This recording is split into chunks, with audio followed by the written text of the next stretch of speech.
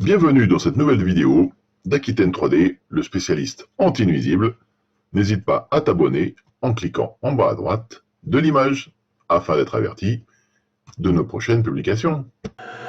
Avec la chaîne Aquitaine 3D, les nuisibles n'auront plus de secrets pour toi. Bonjour les amis, c'est Franck, votre spécialiste anti-nuisible. Aujourd'hui, je voudrais vous parler du ragondin et surtout vous expliquer comment piéger un ragondin. Derrière, un petit peu plus loin, il y a une rivière et donc du coup, voilà, techniquement, il peut y avoir des ragondins. Donc je vais vous expliquer dans cette vidéo comment le piéger, un petit peu comment il fonctionne. Je vous invite d'ailleurs à regarder mon autre vidéo que j'ai fait sur le sujet où je vous explique plus en détail son mode de vie et son fonctionnement. Mais on va se poser et je vais vous dire comment piéger les ragondins.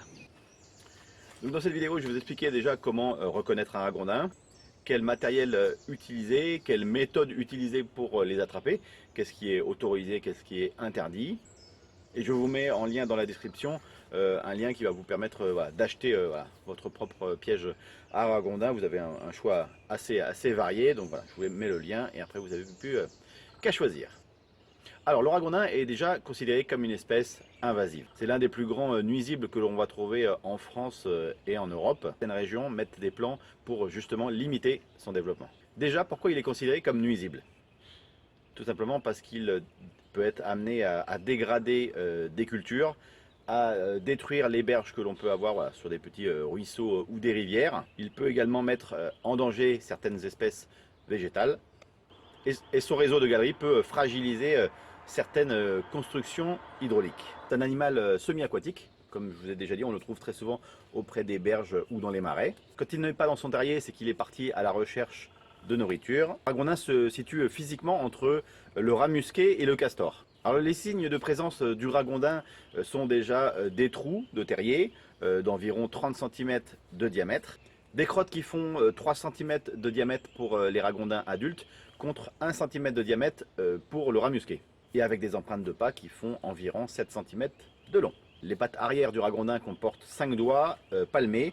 Il y a un seul pouce, voilà, disons un peu comme si on avait cette main-là palmée et le pouce séparé. Alors comment piéger les ragondins? Pour faire du piégeage de ragondin, il faut avoir déjà un agrément. Si par contre il est sur votre propriété privée, là vous avez le droit de le piéger. Il existe pas mal de pièges différentes, donc ça va être la taille qui va varier, le nombre d'ouvertures, la qualité également du métal. Comme je l'ai dit, je vous mets le lien pour pouvoir faire votre choix au début de la description. Alors, quels sont les différents types de pièges pour le ragondin? Il y a la chasse à l'arc ou à l'arme à feu. Dans ce cas, il faut avoir un permis de chasse. Il y a le déterrage pour détruire les nids. Dans ce cas-là, il faut avoir un agrément. Il y a la mise en place de pièges à ragondins pour les piégeurs agréés et les amateurs. Les pièges de première catégorie ne tuent pas l'animal.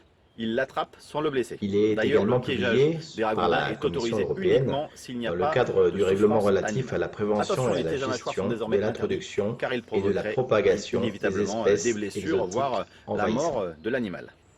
De ce Alors, fait, où dans positionner certaines le piège régions, à il a ragondin? fait l'objet Alors, de il n'y a plans pas de lutte d'endroit collective. spécifique où Les positionner méthodes le de piège. lutte Il faut contre le évidemment ragondin sont les poser mêmes à que celles proximité autorisées de pour les autres l'endroit où espèces vous avez nuisibles. noté Tir au son fusil, tir activité. à l'arc, piégeage, Suivant les pièges, vous déterrage. avez ceux avec une seule ouverture où vous allez positionner l'appât au fond du piège et le ragondin se retrouvera capturé.